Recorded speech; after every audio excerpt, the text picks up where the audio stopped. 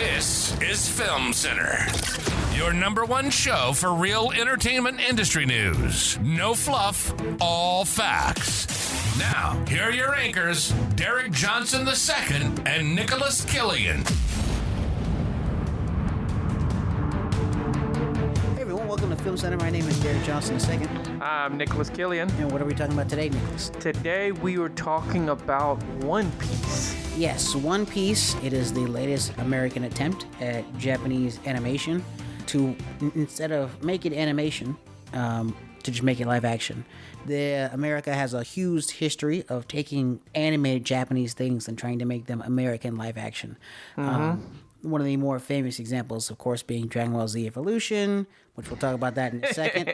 And then there was also things like Ghost in the Shell, Death Note as well. Death Note was another one that was actually done by Netflix, like this One Piece live action. And Cowboy Bebop. That was also done by Netflix. That's correct.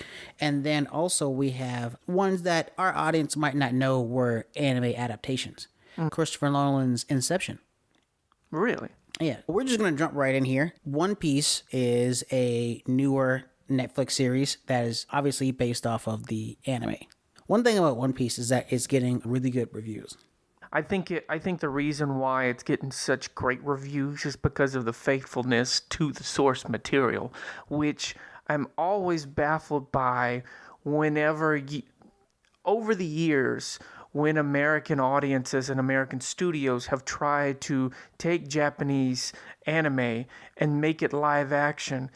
It's right there, man. It's right there. The script is already there. Everything people want to see is right there. I think that part of the reason it's so faithful is because the creator, Oda, is actually helping along with the production.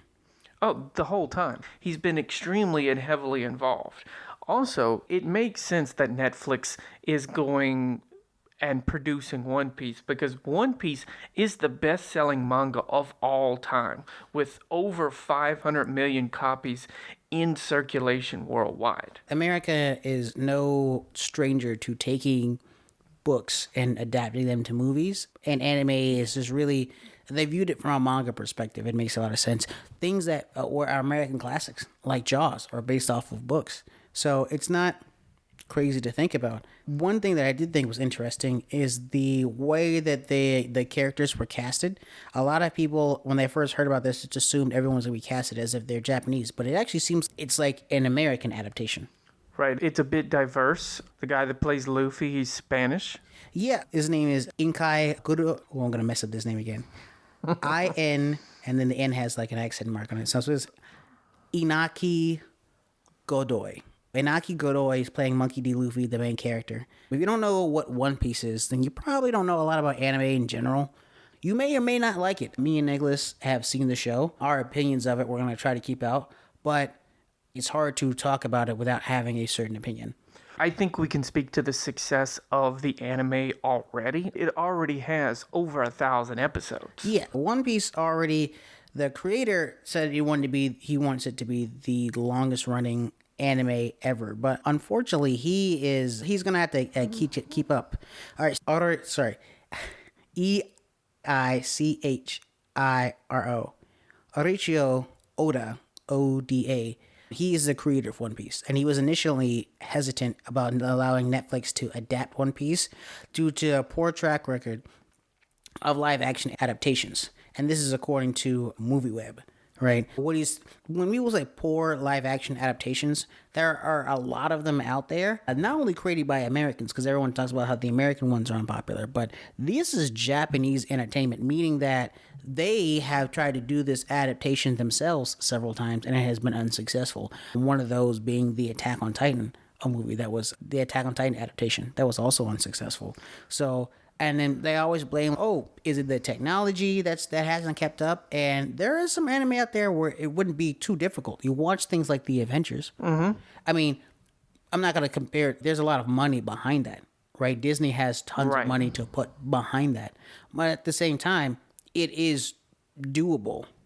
I think we also talk about the differences in filmmaking style. Right?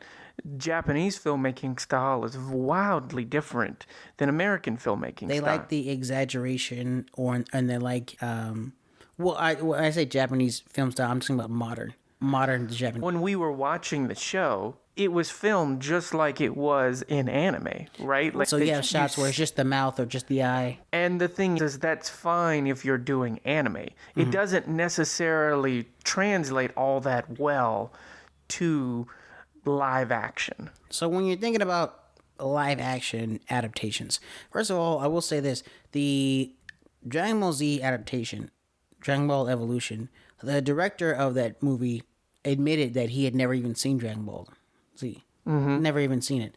So obviously, And the guy who played Goku is Jimmy from Shameless. yeah. So you're talking about some people who, I don't know how much of a fan the actor is, but you're talking about from a director, someone who's spearheading it. He should obviously be familiar with the source material, and so I think that's why people like this adaptation so much better. Is because it's actually staying pretty faithful to it. The only real critique I've heard of it so far coming from the fans is that they're speed running it. But guys, we got to speed run it. There's over 1,000 episodes. Yeah, it's over 1,000 episodes. I did always, before we did the research for this episode, I did always assume that it was one of the longest running animes ever. But it turns out One Piece is not even close. So One Piece... Yeah, aren't there a couple of animes that it's not even close to? Yeah, so One Piece has about 1,043 episodes. Which is you will not find American adaptations of anything. You will not find that are this long. Maybe it's soap operas, but you're not going to find any animation that runs this long. The one that's right behind it, I would say, is Gundam with about 1,027 episodes. And we're talking about, so this is on a recording of September 19th, 2023. So if you're listening to it sometime in the future, it could be more. But there is a lot of ones in front of it. First of all, the first one who has the number one spot, and I'm just going to go from number one back down to One Piece. Okay. Talking about adaptations that they're going to have to eventually get to, how much material they have. The number one spot is actually going to an anime spelled Sazae-san, SAZAE-SAN, and that anime is running on Fuji TV. It has a Guinness World Record for the longest running anime TV show ever. How many episodes does it have? 7,920. And this is an animated TV show. That is like... What's it about? It is about Sazae-san lives in a house with her husband and kids and parents. So it's just about a housewife. That's still a lot of episodes. That's an inconceivable amount, especially because it's been going on for 53 years. So it means it started in 1969. Yeah. So I don't even know if it's even the same voice actors. I would doubt it, but it is possible. Let's say if they started when they're in their 20s. Imagine that. Imagine your voiceover career is just one role for 50 years. Over 50 years. You're obviously doing a good job. Clearly. Clearly. They're like, somebody's doing something right. What's your resume? You're like, oh, I'm Sazae-san from Fuji TV. I've been doing this for 50 years. Well, what else? I was like, no, that's I always would assume that's what could be Tom Kenny's future. Yeah, I could see that with him just playing SpongeBob for the rest of his career. Yeah, especially since Nickelodeon never wants to let that go on. And then so the next one right behind it is going to be Doraemon with 1,787 episodes. The next one talking about, now this one's a little bit harder to pronounce. So a lot of these are Asian, so they're a little bit hard for us to pronounce, but Anapaman with 1,572. What is it called? Anapaman. And then you have Chibi Maruko-chan with 1,359. And then right behind that one is one that people are probably more familiar with, Pokemon. Okay. 1,222. So Pokemon has more episodes than One Piece. Yeah. I think their story, though, they start over on different areas and stuff like that. And there's two more in front of it. There's like Crayon Shichan, and then there's Case Closed before we even get to One Piece.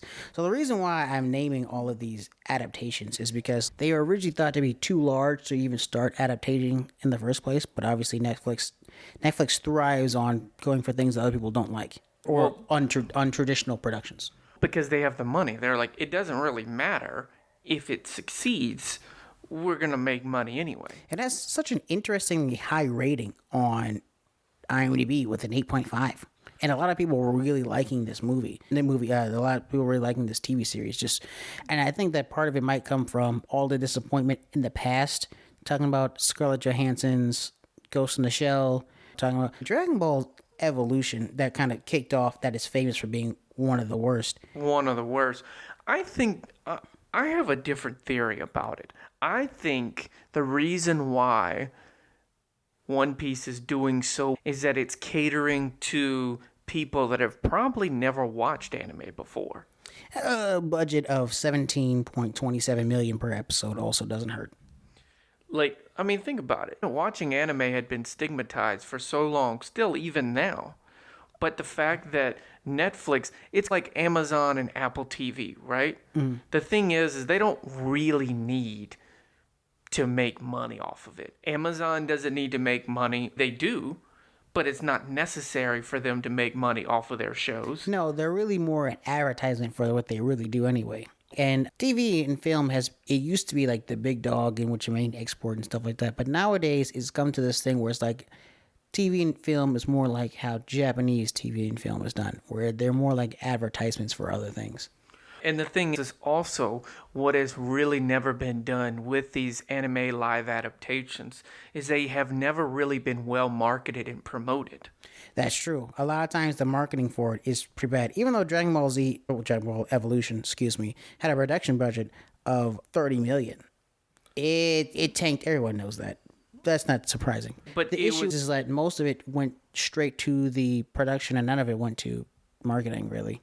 If you think about it, you heard about One Piece coming out. You've seen the trailers. You've seen the promotional material. You've seen everything months before it even came out. Right. And it's so huge. Of course you know what One Piece is. Like, a lot of people who don't know what One Piece is, they probably, if they see the picture, they're like, oh, I know what this is. Because it's that old adage of you make so much production, right? You do so much of it, eventually someone's going to like it, right? And so people are going to see it. And to build on top of that is it's available to a global audience. Netflix is available in over 190 countries. One Piece has the potential to be watched by millions around the world, and it has. Yes. Right? And the problem with a lot of anime remakes is that they've been limited to regional releases. They haven't been released to the globe as far as One Piece and Netflix has gone. So a lot of these actors in One Piece are not A-listers. They're people you haven't really seen before. Mm-hmm. And I think that's what really helps it out, in my opinion. When you go to... This is something that's done in such a way where if it's an anime adaptation, I don't want to see it and see The Rock playing some version of some character or Scarlett Johansson play some version of a character. I want to see my the character put to live action, and I think that's what a lot of the fans are getting from this. I think that's what's been the best part of it is because, like you said, if you have somebody like The Rock or if you have somebody like Matt Damon or Keanu Reeves, it's, oh, I have a preconceived... This is just The Rock playing somebody else. It's not somebody nameless playing this character. Now you're able to imagine that character. Plus, One Piece was the number one show on Netflix worldwide in the week of its release with over 37 million views. And so the production has been, the way it's made is a little bit campy. Yeah. But if people are familiar with the animes that way too... It's its sense of humor. Right. The show doesn't take itself too seriously. I think that if it was trying to make itself too dramatic and too serious, it would not have worked at all. Especially because then it wouldn't feel like the series. The creator, Oda, has gone on record many times saying, even throughout the anime and throughout the manga, saying, oh, I don't want anything to get too dark or too serious because that's not really the... Now, apparently they have... I have not seen all 1,403 episodes, but I've seen a bit of it. And I will say that even the quote-unquote darker moments, they're handled with such nuance to where eventually the tone is still kept the same. Yeah, I completely agree. And then also, Rotten Tomato feels the same. I mean, it has a 96% audience score on Rotten Tomato, which is the highest audience score for any Netflix original series, period. Right. Once again, that is Rotten Tomatoes, and we are aware of the scandal, not scandal, I think everyone can do this, that Rotten Tomatoes was being paid to make their ratings look a certain way. Mm-hmm. That news broke about 2 weeks ago. It was just everywhere.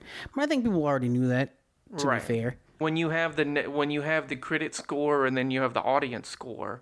And they're so starkly different. Yeah. Consistently. I think that's the only part about Rotten Tomatoes that I enjoyed was that, like, the audience score, like, you see a movie like, oh, this is a good movie, and critics say, oh, it's terrible on Rotten Tomatoes.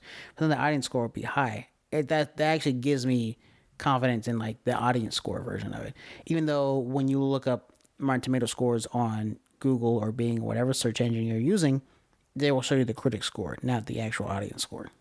And also the thing is that I thought that the incredibly high production value had really contributed to the success of it. Because, like we said before, Dragon Ball Evolution, we have Death Note, we have Cowboy Bebop. The production value wasn't all that high. You're talking about Cowboy Bebop's estimated was, I think, 67 million per episode. Death Note, about 40 million of the budget, and Death Note being a movie and not a TV adaptation. But then you're talking about 138 total million for the first season for One Piece. And like you said, the show has a very good sense of humor, right? Yes, the Netflix One Piece show is a bit campy, but the anime is also a bit campy. That's its humor. And like you said, it doesn't want to be too dark, but it's also exciting and like action-packed. With like you said, the only problem being that people are sitting there saying that, hey man, you're really speed running this anime, but there's over 1,000 episodes. Do you really think that Netflix is going to produce 1,000 episodes? Yeah, I don't. No, especially not. This is clearly costing them way more than the first season of the anime did. And then, like you said, the thing that I think that One Piece has a notorious issue from its fans is its pacing issue. But we've already established that the reason why the pacing is like that is because he's trying to make this anime series go as long as possible. I also think I think the casting is really good for this. A lot of the characters, it's like they are a different version than the regular characters, but they're not different enough to where I don't know who it is. They're not, because here's the issue that you might have from some fans is being the anime is the characters don't look exactly like the people in the show, and they look close. But that's the issue, right? This is anime. They're not going to look exactly like they do on the show. Right. It's almost because like One Piece characters are notoriously drawn in a cartoonish way. Right. They're drawn to be a bit ridiculous, right? Like the 101st Marine base leader. I mean, he's wearing like MC Hammer pants. Yeah. Yeah. Right?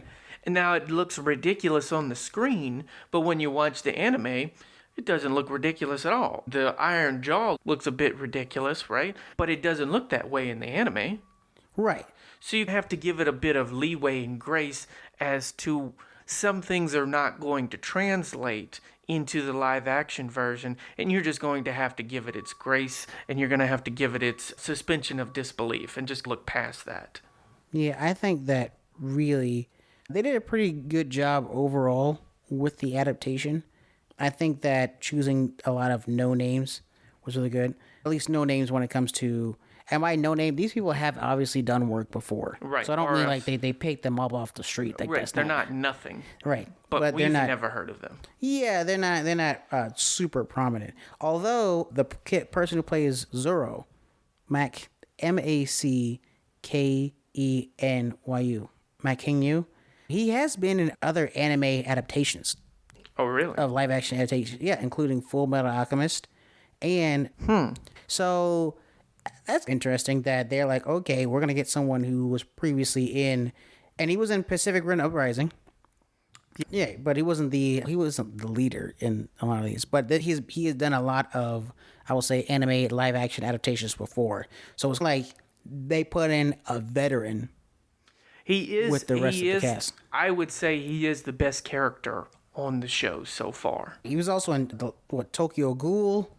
He was also in Surprise Future, the Kamen Rider Drive. Yeah, he has. It seems like he has more acting experience than the rest of them do. Yeah, also, we can't overstate the platform and the reach that Netflix has. Netflix's One Piece has been watched by over 100 million households worldwide. The show has been in the top 10 most watched shows on Netflix in over 90 countries. And I think the part of that is because people are like, oh, an anime adaptation that's not complete garbage, that automatically is going to get someone's attention. Right. Because the last one that was not complete garbage was Inception. So, and which for is those a while ago. Right, and for those who don't know, Inception is an American film made by Christopher Nolan. If you don't know what Inception is, and you're listening to this podcast or radio show, that's interesting. a lot of people know what Inception is, but if you might not know, Christopher Nolan made Inception as an American adaptation of a movie called Paprika. Which is not a one-for-one adaptation like with Jaws or like One Piece, where it's directly an adaptation using the same name, but it is a heavy adaptation. Right, and then the thing is, we need to compare what One Piece has done as far as to what other adaptations have done, right? So Death Note, the live-action remake, was watched by an estimated 30 million households worldwide, and the live-action adaptation of Ghost in the Shell was watched by an estimated 15 million houses worldwide. So the fact that it's been watched by over 100 million households worldwide in a range of 90 countries should show you the difference. And this is all from Netflix's data. Netflix is putting out this data. They're usually pretty good at not embellishing anyway, because they don't really need to. I think it's really already been renewed for a second season. Yeah. I think that the first thing they're probably going to do is up the budget a little bit. Not necessarily because of the way the first one looks. The first season, they obviously put a lot into the budget. Once again, going back to that 138 million.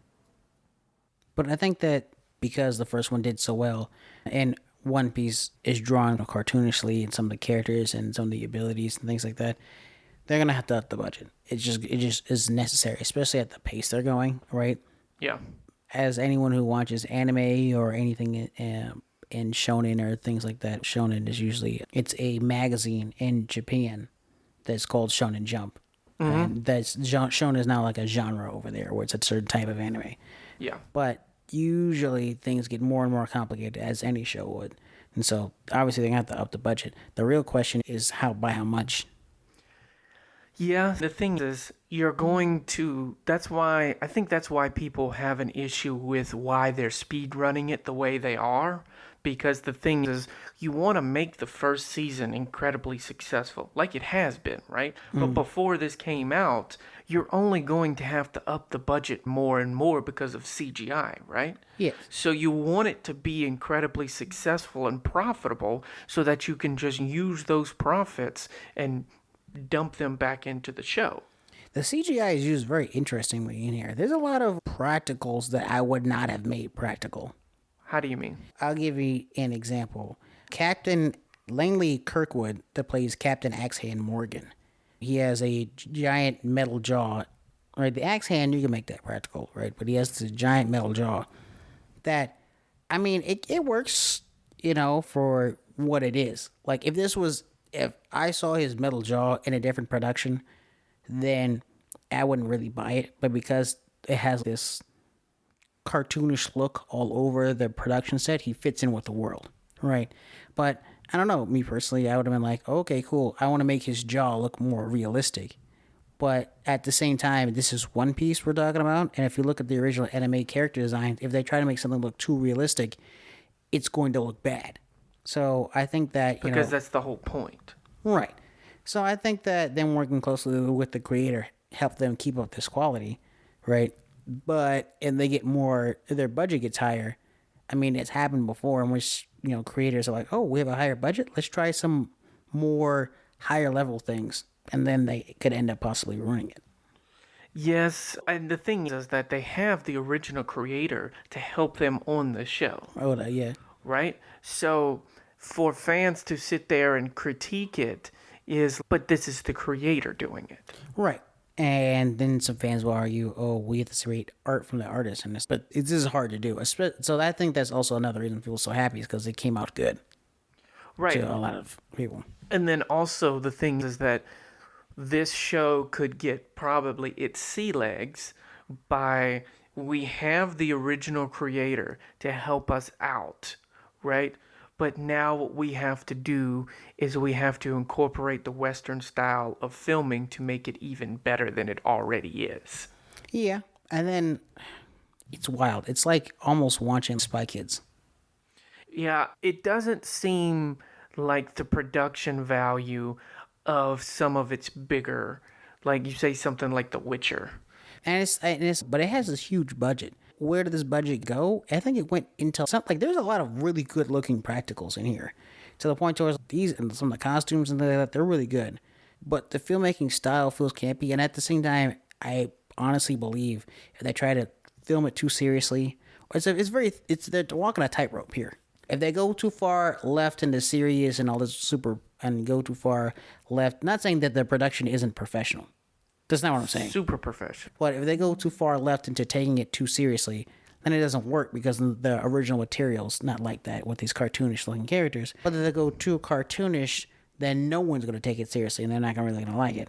It's a tightrope that they're walking. I think the thing is that I think this series is only going to get better over time because you have the creator who is over them saying, this is what I've created, let me show you.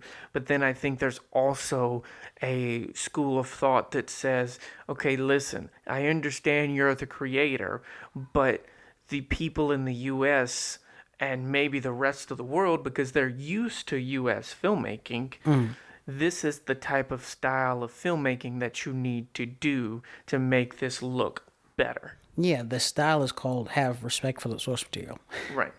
Because I think that's been a major issue for the previous things. Akira is a movie that came out a long time ago, and a lot of people have been trying to make this an American adaptation. People from Steven Spielberg all the way to Jordan Peele have made bids to do a live-action version of Akira. Kanye West's Power music video was just Akira, right? This is something that has been really, quote-unquote, adapted. There have been a lot of references to it, but it hasn't really been adapted yet. This could open up the doors. One of this quality could open up the doors of the Japanese people start putting faith in American filmmakers. But at the same time, the relationship is strained because of previous adaptations. Do you think, and I would want to know what your opinion of this is, do you think this being one of the big three, do you think this opens up the door for an actually legit good Naruto live action? So maybe you should explain Big Three for those who on Film Center who aren't familiar. So what the big three is Naruto, One Piece, and Bleach, right? And there's a lot of people that are talking about new big three, the 90s Big Three. The big three was just the three best-selling mangas at the time. They're considered the Big Three because they sold so much it broke into American audiences. That's how popular these mangas were. These three sold so many copies, it made Japanese manga popular in America. That's why they're called the Big Three. So do you think that should this go on and do really well, do you think it opens up the door for a legitimate remake, or not remake, a live action adaptation of Naruto? Because that's a lot more difficult to do than One Piece. I 100% do. The reason is because the American filmmakers have been trying to do it before they had the technology to do it. They've been trying to do it before they understood the source material. They've been trying to do it. They tried to do it with directors who had never watched the show. They tried to do it with not enough money. They tried to do it with not enough advanced technology. They've been trying to do it just to straight up make money off of a popular IP, as long as there's a popular IP, there's going to be some Hollywood person that's, oh yeah, I need to make this.